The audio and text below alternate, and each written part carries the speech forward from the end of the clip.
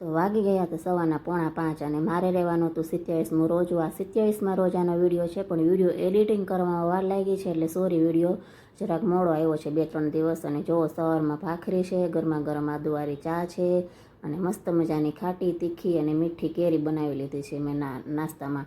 અને જો સવારમાં મોઢું ધોઈ અને પહેલાં કાંઈ કરવાનું નથી, આપણે પહેલાં રોજું બાંધી લેવાનું છે. 5 અને 15 થાય પહેલાં નાસ્તો પાણી કરી લેવાનો છે. આમ તો સવારમાં આપણે નાસ્તો ન કરવાનો હોય, પણ મારે રોજું બાંધવું છે, એટલે સવારમાં મારે પહેલાં વહેલા નાસ્તો કરવો જ પડશે. અને સાંજે જો મેં મસ્ત મજાનો ઠંડો ઠંડો રસ લઈ લીધો છે, તરબૂચ સુધાર્યું છે, ટેટી છે અને ખજૂર છે. ખજૂર સિવાય તો રોજું ખુલે જ નહીં. અને 7 ને 6 મિનિટ થઈ એટલે હું રોજું ખોલવા બેસી ગઈ છું.